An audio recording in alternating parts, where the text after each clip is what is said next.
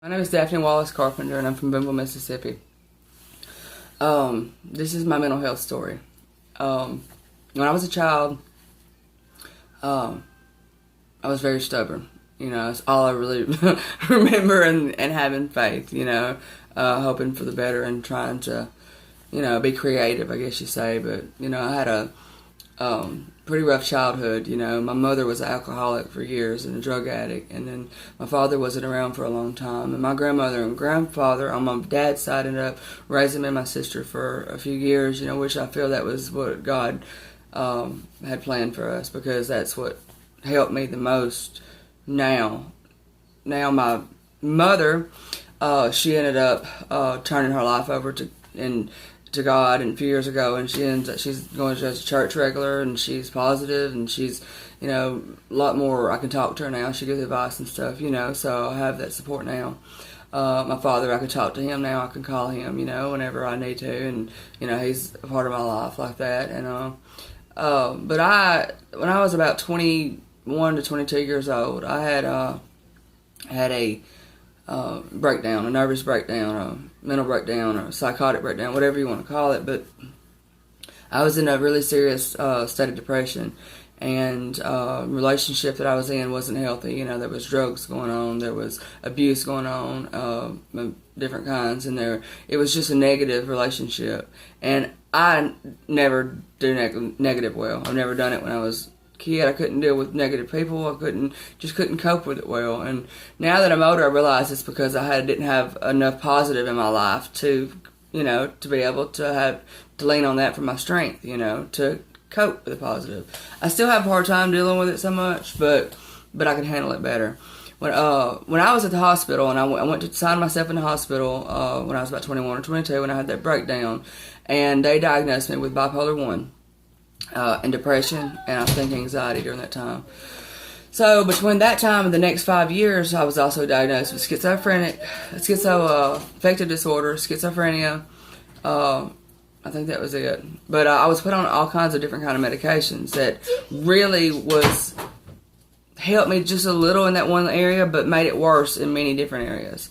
And and diagnosing yourself is not the best thing to do, but by diagnosing yourself, I feel like or thinking that way, you tend to study yourself more. You tend to try to find answers for the problems that you have more and things like that. So, no, diagnosing yourself and then just sticking with what you think is not necessarily a good thing to do, but taking the self-inventory and really studying yourself, you could find out more than anybody else could, because it's you, and you know yourself better, by doing that, it helped me notice some of the red flags that I had. Like if I started to get really upset, I would be like, something would happen, for example, and then somebody would make me really angry, or be real hateful, and I just don't understand it, and it just really makes me mad. But that's one of my biggest issues. But and 2 weeks would go by, and I start feeling really stressed, like I don't even know what's the matter, but I feel so frustrated, feel like crying, just overwhelmed feeling. And then I had to look back, and I realized a pattern that 2 weeks before something would happen that kind of put me into, it was a ripple effect, and it kind of put me into that state of mind. Well, I started noticing the red flags and stuff about myself. My therapist, I went and been seeing a therapist. I believe therapy is really good for you, for anybody. I mean, whether you're diagnosed with something or not. Therapy has a lot of things, education-wise, that you can't find just on the street, or you couldn't years ago. Now a lot more people talk about, give advice and, give you some educational stuff on how to make your life more positive. But, years ago it wasn't true, But that ripple effect that happens, whenever something negative happens in your life, like with me, I also learned that whenever you have something positive happen in your life, it also gives a ripple effect, and it's even a bigger ripple effect than the negative was if you got enough drive behind it. Now, not everyone believes in God, and I understand that. I do, personally. But besides, if you believe in God or you don't, you gotta believe in positive, because positive is around you too. Positive is here for you if you want it. You can turn positive something negative into positive, and it makes your day better. But positivity, positive stuff is what pulled me out. Positive television, positive radio, positive self-talk, positive writing, journaling helped me a whole lot. Even though I was diagnosed with everything I was diagnosed with, at the end of a 5-year period, I was told that I could just have a mood disorder with bipolar tendencies, which really stressed me out because every time I was diagnosed with something, I done full-blown research on it as if I had the disorder, and, and took the medication, which I'm going to remind you, for me, it helped just a little bit in certain areas, but overall, it just made everything worse, like my anxiety worse, my thinking worse, and so I just quit taking it all together after that period of time and kept going to therapy. But journaling and writing tends to, was an outlet for me, and so when you journal and everything, it helps you notice the red flags that you have and ways that you can, go back, because you can look over it and study it as if it was like someone else, at times. If you go back and look at it, a couple of weeks down the road, what you wrote, and it kind of helps you see any patterns that you might have that leads to negative feelings or negative, reaction for you. Making yourself more positive, learning how to motivate yourself, to me, is one of the most important things that there is. If you can't motivate yourself, then how do you expect to be motivated? If you don't want to take the time and work and study and try to find out how to motivate yourself, then how do you expect other people why do you expect other people to do it for you? They're not gonna. But positive journaling and stuff, I used it to write with, and then I ended up, after writing for the journal wise, started out writing to journal, and then I started realizing that I could look at and study myself, so I did that. Then I started doing music and stuff. I started having music come to me, and so what I got to thinking was, wait a minute, if this stuff helps me, even though it's my story and my issues, there's a lot of similar commonalities that, I'm sure is between me and other people that was with these disorders, even if I don't have these disorders. That wasn't so much the question for me anymore. It was, okay, well, how can I help? How can I make a difference in this area for these people who don't have positive guidance, and the support that they need, and don't have anybody saying you're okay, because you're okay. You really are okay. How can I be there to let these people know that you're not crazy, you just are different, or you're not about to lose your mind, it's just negative has taken over, So that's my point, and that's what I'm trying to do, with everything I'm doing. I don't think that mouths need to be closed when it comes to helping someone or saying a couple words that could potentially, save their life. I do believe that people in certain, when you need the medicine, you take the medicine. If you're not feeling like what's going on with you and you're scared to death, talk to somebody. Don't just keep it to yourself, because the medicine alone is not going to help you.